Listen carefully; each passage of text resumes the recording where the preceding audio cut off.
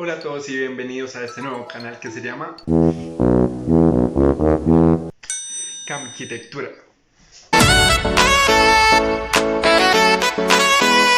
En este primer capítulo vamos a hablar de la arquitectura y el sonido.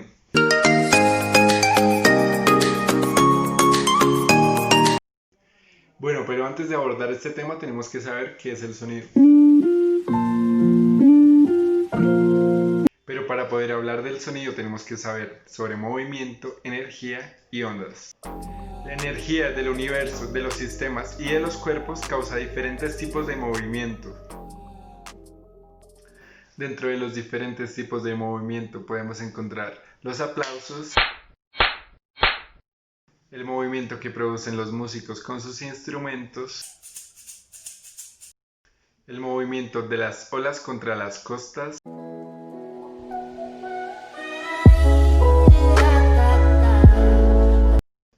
o el de la chancleta de mi madre. Estos movimientos producen una distorsión en el medio, llamadas ondas. A la generación de estas ondas y la percepción que tenemos de ellas le llamamos sonido. Un ejemplo de este proceso es como la energía de mi cuerpo genera movimiento en mi garganta para poder producir un hermoso sonido. Bueno, y ahora vamos a definir qué es la arquitectura. Según la RAE, la arquitectura es el arte de construir edificios y monumentos públicos y particulares no religiosos. Mejor se los explico yo. Bueno, la arquitectura es una de las primeras artes y ciencias que nacieron. Esto se debe a la necesidad humana de encontrar un refugio, un lugar que te proteja de la lluvia, del viento, del sol y de los animales que te quieran comer.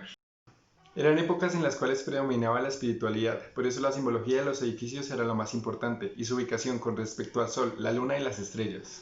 Pero para poder conocer la arquitectura como la conocemos, tuvieron que pasar diferentes épocas, sistemas constructivos, diseños y estilos, como el estilo griego clásico, el romano clásico, el románico, el gótico, el renacimiento, el barroco, el rococó, el neoclásico, el modernismo, el art deco, el estilo internacional, el brutalismo, el tardomodernismo, la arquitectura postmoderna, el neofuturismo y el deconstructivismo. No solamente han sido edificios, sino son una representación de cómo se vive, cómo se piensa, cuál es la estructura social, cuáles son las relaciones entre las personas, cuál es el avance tecnológico de la época, qué es lo más importante para los usuarios, qué tipo de edificios son, qué tipo de ciudades son, qué tipo de obras de arte se hacen, qué tanto se integra la naturaleza y se piensa en el medio ambiente. Y esto nos lleva a los diferentes enfoques que debe tener un arquitecto al realizar sus obras, ya que debe tener en cuenta diferentes ramas, como la construcción, la sociología, la iluminación, la bioclimática y en especial la acústica. A través de todas las épocas, la acústica es un tema que lleva a los arquitectos a pensar en sus diseños. En la antigua Grecia se construyó el primer teatro. En este se utilizó la topografía de las montañas a favor para llevar el sonido que se producía en el escenario hacia los espectadores. También, teniendo en cuenta que el agua es un mejor conductor de sonido que el aire, se ubicaron tanques llenos de agua debajo de la gradería. De esta manera se generaba una mejor proyección del sonido y se aprovechaba el terreno. Ya en épocas más recientes, en 1958, en la Exposición Universal de Bruselas, el arquitecto Le Corbusier y el ingeniero Yanis Xenakis construyeron el pabellón Philips. Esta fue una obra de la ingeniería y de la arquitectura que tuvieron un acompañamiento en el diseño de la parte musical, ya que Yanis Xenakis era un conocido compositor. Según Xenakis, la idea de crear superficies curvas a partir de líneas rectas fue inspirada en la composición Metástasis, publicada en 1955, que es una composición musical de él. La estructura estaba conformada por piezas rectas de hormigón armado. A su vez, estas estaban soportadas por tensores de acero. Estos se dejaron a la vista en el exterior generando una hermosa retícula y al interior se recubrieron con amianto o con asbesto para generar un efecto caverna. Entonces es gracias a esta forma de la estructura del edificio, a la altura y a los acabados interiores que se pudieron dar estas condiciones acústicas perfectas. Hablando de la época actual, el asbesto está prohibido en Colombia debido a su efecto en la salud de los seres humanos. Es por esto que los futuros arquitectos debemos tener en cuenta que existen diferentes métodos tanto de acondicionamiento acústico como de aislamiento acústico, lo cual son dos diferentes procesos. La diferencia es que el acondicionamiento acústico se lleva a cabo en edificios que ya estén construidos, mientras que el aislamiento acústico se genera desde la etapa de diseño y planificación del edificio. Si se quieren propiedades acústicas óptimas en el diseño de un edificio, se tiene que tener en cuenta los revestimientos, las formas y las alturas. En el acondicionamiento acústico de lugares como estudios de grabación o salones de clase, generalmente se utilizan fibras, espumas y poliuretanos para las ondas agudas y trampas o resonadores para las ondas graves. Todo esto con el fin de evitar el efecto llamado reverberación o eco.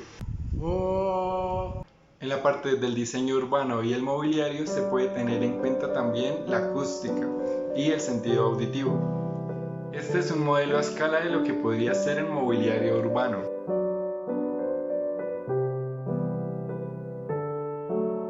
Su funcionamiento acústico se debe a su forma, a sus materiales y a sus orificios.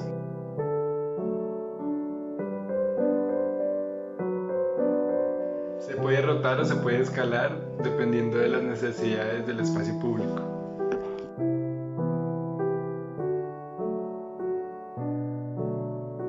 Y puede ser útil en el entendimiento espacial urbano de las personas invidentes.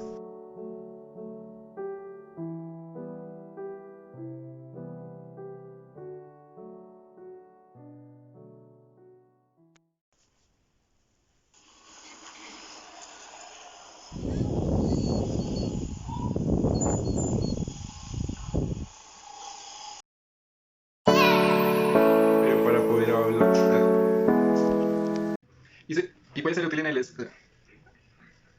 y puede ser útil en el se puede rotar y se puede movimientos tanto para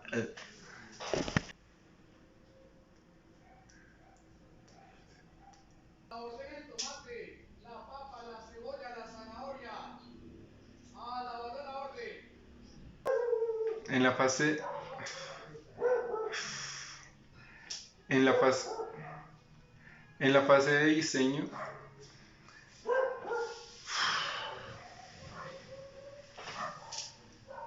En la fase de diseño es importante tener en cuenta los revestimientos, las formas y las alturas que se le quieren dar a la edificio.